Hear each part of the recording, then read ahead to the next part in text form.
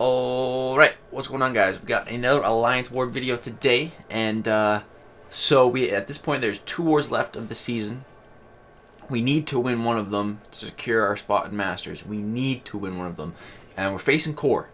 You know, CØRE, pretty good alliance. You know, they're pretty high up there.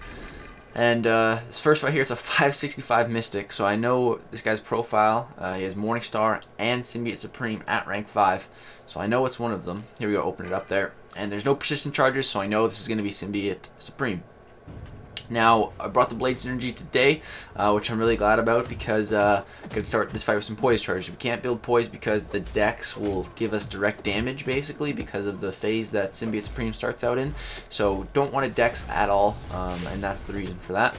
So, try not to Dex at all. We're doing some pretty good damage so far. You know, we got a taunt sticking to him, but he hasn't got any power yet, so that they just keep falling off. Bait out the L1 here without dexing it, so that was good. Went ahead and dropped my L2 here. There is strike back, but that's fine. His power gain is super slow anyways. I go for a power drain here. He actually evades it. A little sketchy, but it was all good. Went ahead through an L1. There was another one. I did have to dex that one. I could have just let Spidey auto evade, but I helped him. And I took a little bit of direct damage, I think. Or it was nullified, but I was fine. It's all good. Finished the fight with a good amount of percent. That was a 565 on the first fight, so I'm feeling good, you know. Next fight is another Mystic champion. It's a 6-star. Last time we fought these guys, it was a Juggernaut, an unduped Juggernaut, and so it looks like he awakened his 6-star Juggernaut. So yeah, gonna be bringing in Blade. Got Danger Sense. I didn't bring 5-star Ghosty because he was an Alliance quest at this time. Kind of my mistake, but I don't use him, so it's fine. But yeah, Ghost Rider here, or Blade here, sorry. With Danger Sense, there's a chance that Unstoppable won't trigger. It triggered the first time there, that's okay. With the Global Bleed immunity, we can't bleed him with Blade, but again, that's okay. I'm just going to get an L2 off here. It's going to do some massive damage. He's almost down. Going to bait out one more special or just parry. There's the special.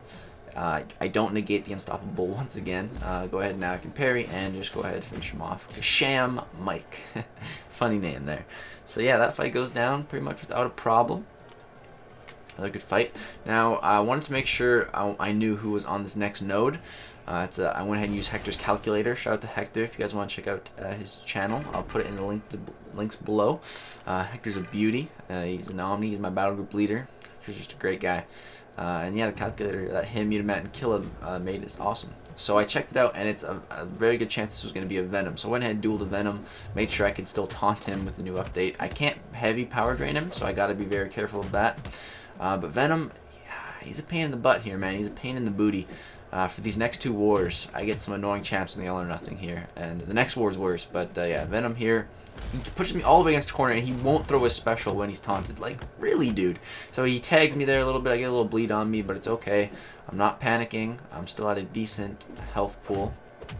The taunt wears off, so you know, I'm like, screw this. I'm going for it. He's not throwing his specials. I don't care. You're dead. I throw my L2, and it kills him. So stupid Venom, man. There we go. Got him down. Now, I think, yeah, this was towards the end of the war. Yeah, so 2 hours later, built a little bit of energy. Now I can fight this mini boss. So it's a 565 Hyperion. I didn't want to have someone to come take this like with a magic, or I didn't want to have to take backup or divert pass or anything. So I said, you know, it's okay. I can take it. I'll just pop an invul boost, an invulnerability boost, and yeah, I'm sure I can do it. So yeah, that was my plan. I thought I could maybe do it without an invulnerability boost, but I wasn't going to risk. We need to win these wars. So I was thinking, I wonder if I could do it without one. And I don't know. Like, because when you have one on, you play different. You know, you play different as if, you know, it's fine if you eat an L3. You can eat 3 of them, so it doesn't matter. But when you don't have one on, you play different. So I don't know. But I'm not testing it here, that's for sure. So yeah, gonna start off the fight, just build a little bit of poise. I don't want to get stuck against the wall, because then he can use a heavy on me, and then he'll take away my indestructible boost, and then I won't be able to take any L3s, and we don't want that. So I'm trying to bait an L2 here. Boom, he throws it. We're getting some good poise off that as well. We're up to 8 now, and go to finish my combos, but I probably shouldn't be finishing combos because I'm not applying the taunt, because this is a debuff immune node. He throws a heavy, and I'm just, okay, screw it. Let me push him up to an L3. Not gonna worry about it. The only thing I'm worried about is getting stuck against the wall, and again, him using a heavy. You know, his heavy's like bunch of hits on it, and then that'll it's really hard to evade against the wall, essentially. So yeah, go ahead, drop my L2 here. Does some decent damage, or actually does some really good damage. All 3 parts of it crit for about 45k.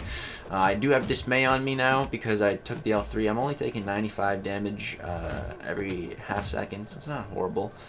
He's not wanting to throw a special here. He goes red, so I just go ahead and throw my L1. Didn't crit even, so what really was the point. But yeah, eat one more L3, and then I should be okay to finish off this fight. I can still eat another one if I need to. He's down below 18% health now in Assassin's range, so I'm not worried. Just going to bait out a heavy, a little bit against the wall, but I evaded just in case he got a little too close. And yeah, we crit him up at the end there, and he goes down. So felt good about that fight. Really glad I did pop the invulnerability boost. I go into this fight, and it's still linked, and right as I back out, I think the link drops. Yeah, perfect timing from Smoggy there. So I can go ahead and hop into this next fight. And I see it's a science champion. Now, keep in mind, this is a 6-star rank 2. So I'm like, okay, I'll just see in the profile. We thought it was void. I went to check in the profile. And I think I'm trying to open the profile right now. Yeah, I open the profile. There's no void. You guys see a 6-star in there? Nope. So this guy has 4 rank 5s in his profile and a 6-star rank 2 void. I checked it again. I'm like, wait, what?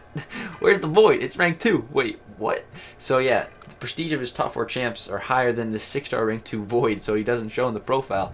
But it is the void, and this was the reason I brought Ghost Rider, mainly for this fight, so I could have Danger Sense, just in case, just in case. So yeah, this fight I'm feeling pretty good. I go ahead and time the first transfer there. Brian likes to call it Bane transfer. I kind of call it that now too. Transfer the first Bane transfer, pretty perfect. Yeah, trying to keep a handle on my combo. There is the node that drains your power when you dex or get any kind of buffs, so I gotta be careful of that. Right here, I go ahead and draw my L2.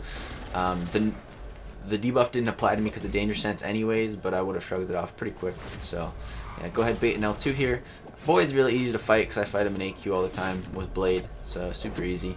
And yeah, he goes down. That fight was really easy with Blade and Danger Sense. So yeah, really happy with that. Now next up we have the Bleed node. Gotta wait for that link to go down on us though, and it's a Mystic champion. So we're thinking this was either going to be a Mephisto or a Magic.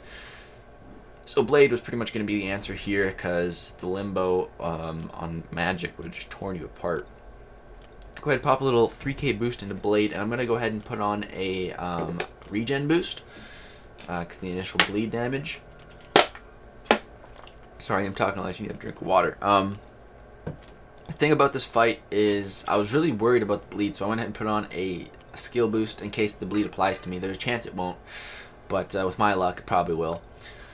But I completely forgot about Blade's regen. I wasn't even thinking about Blade's regen. So I probably didn't even really need the regen boost, but the bleed did apply, so the regen boost was nice. So against this Mephisto here, I'm going to parry as much as possible, even though it's stun immune, just to reduce block damage. And I'm going to be baiting L1s. I'd like to bait L2s, but I'm going to bait the L1 just because it's safe. I'm going to back out here and keep my distance from these L1s. So you see how far back I go? And it's just much easier to bait. I go ahead and finish my combo on a light there because I don't want to push him to the L1 when I'm really close to him. I just want to back up, get distance, safe way away from him, then I can bait the L1. So now I'm going to bait one more here just in case. I don't want to push his power up too much when he has the Ore of Incineration up because he can get power from that. Now the armor breaks are building up. Now I'm going to go ahead and drop an L2 and just look at this damage. Boom, he triggers the regen, so he doesn't take damage. It probably would have killed him if he didn't, so kind of got to get a little unlucky there again, but that's fine. So now the armor breaks got stacked up a bunch because of Blades, all the hits, and because of the skill boost I put on. We got a bunch of power. Boom, we drop another L2 now.